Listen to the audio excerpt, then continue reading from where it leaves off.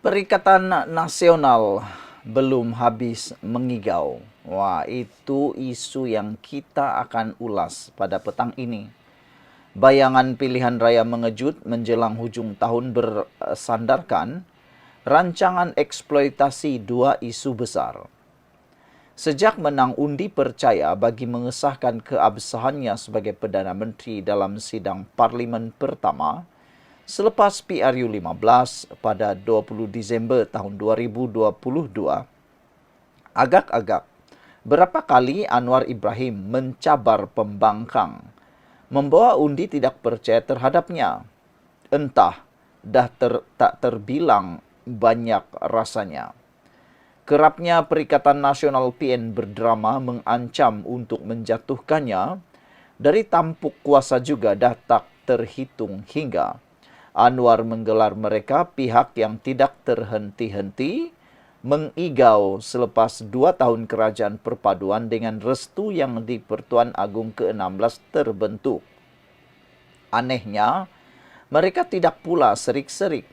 Undi percaya terhadap Anwar Ibrahim 26 bulan lalu itu diluluskan dengan persetujuan suara majoriti tanpa Perikatan Nasional meminta supaya undian belah bahagi dilakukan. Menolak kononnya keabsahan sokongan terhadap Anwar Ibrahim sebagai mencurigakan. Di samping menelanjangi pengerusi Perikatan Nasional PN, Muhyiddin Yassin sebagai berbohong, kononnya mempunyai sokongan 115 ahli Dewan Rakyat. Hakikatnya jelas ketika itu bahwa gabungan pembangkang hanya mendapat sokongan 74 ahli. Sokongan 147 ahli Dewan Rakyat, ahli Parlimen Muka Hanafi Hajar Taib hanya hadir selepas undian, atau majoriti 2/3 sokongan kepada kerajaan perpaduan adalah fakta dan bukan auta. Apakah pembangkang dapat disenyapkan? Tidak sama sekali dengan pelbagai dakwaan baharu ditimbulkan. Kalaupun bukan realiti, ia syarat dengan imajinasi. Mengulangi cabarannya pada 14 Mei tahun 2023 dan sekali lagi pada 30 Julai 2023, kali ini Anwar memberi jaminan usul undi tidak percaya ke atas dirinya tidak akan ditolak jika dikemukakan kepada Speaker Dewan Rakyat dengan janji berikut. PAS bersatu kalau ada undi bawa usul, bawa. Saya tidak sekat. Saya bukan macam Muhyiddin Yassin. Bila ada usul umum darurat, kata Anwar Ibrahim. Kemudian, Perdana Menteri sekali lagi melontarkan cabaran pada 11 Januari tahun 2024. Menyusuli dakwaan Ketua Pengarah Pilihan Raya PN Sanusi Maknur bahawa Perikatan Nasional sudah mempunyai jumlah akuan bersumpah yang mencukupi untuk menumbangkan kerajaan. Sesuatu yang disokong penulis blog Raja Petra Kamarudin yang menyebut sekitar 120 SD. Dah lama kita tunggu usul tidak percaya, dah setahun. Hari-hari kita tunggu, tetapi tak ada. Jadi kita tak ada fikir apa-apa. Saya tidak fikir mereka ada kekuatan untuk bawa SD selain propaganda untuk menipu penyokong supaya tak hilang semangat. Sekarang dah terbukti. Semua itu sekadar politik cemas dalam kalangan mereka yang kehilangan modal, katanya.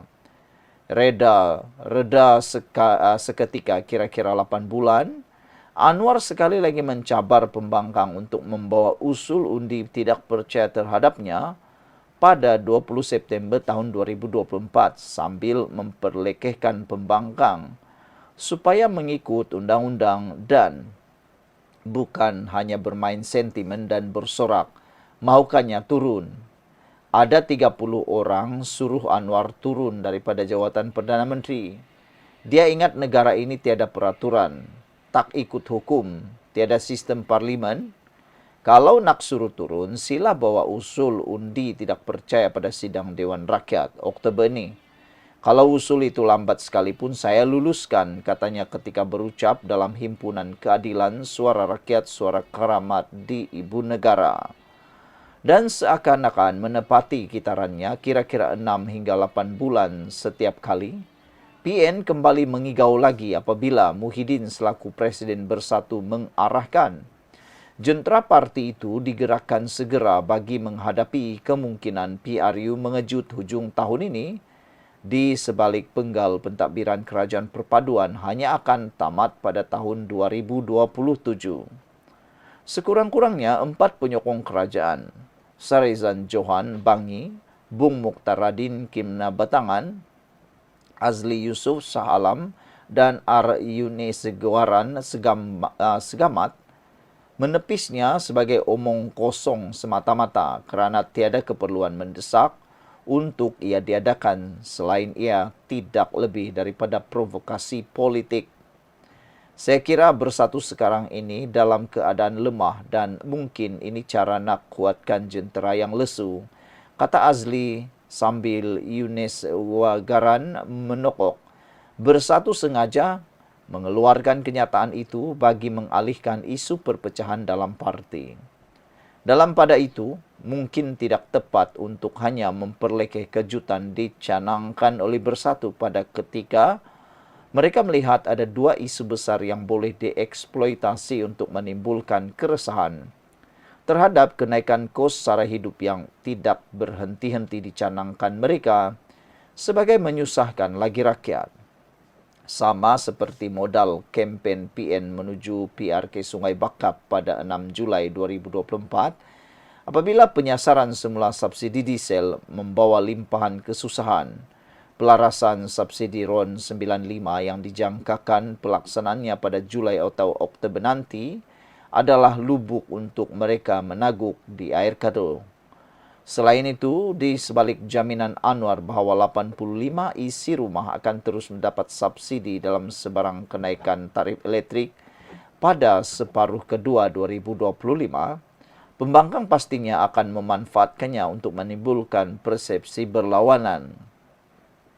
Mereka sudah melakukannya ketika kempen PRK Nenggiri pada 17 Ogos 2024 dan tiada apa yang boleh menghalang pembangkang daripada mengapi-apikan kemarahan rakyat terhadap kesan kos perkhidmatan dan harga barang yang perlu diserap sektor industri. Itu belum lagi dikira ketamakan peniaga yang menantikan sekecil-kecil alasan untuk menaikkan harga. Sama seperti rasionalisasi subsidi diesel yang sepatutnya tidak menjejaskan mereka. Seperti kata Anwar sebelum ini, pembangkang tidak henti-henti menggunakan naratif yang menentang usaha dan kejayaan kerajaan perpaduan. Apalagi yang tidak kena. Dalam ceramah mereka semua tak kena. Mereka kata ekonomi kita hancur padahal ringgit kita sedang mengukuh. Pembangkang mungkin terus mengigau tetapi kerajaan juga harus sentiasa beringat untuk tidak terus dibuai mimpi indah. Sekian dulu untuk kali ini. Jangan lupa tinggalkan komen Anda. Salam sejahtera. Terima kasih karena bersama dengan saya di Nazilin Unity Channel. Ini komen Anwar Ibrahim apabila ada segelintir orang yang tak bermain politik picisan. Terkini politik picisan, politik murahan yang cuba dimainkan kebelakangan ini ialah isu kononnya ada pilihan raya mengejut hujung tahun ini. Itu adalah politik picisan yang mana tak boleh dilayan sama sekali.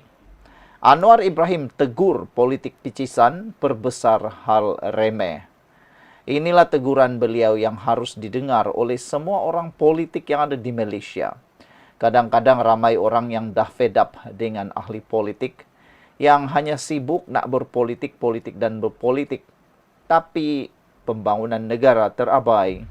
Anwar Ibrahim kata, sudahlah. Bahkan Ketua Duli Yang Maha Mulia di Pertuan Agong pun sudah berpesan bahawa utamakan dahulu kerajaan, utamakan dahulu rakyat, barulah nak berpolitik, tunggulah dulu pilihan raya. Selain itu ada juga orang yang cuba perbesarkan hal-hal yang remeh.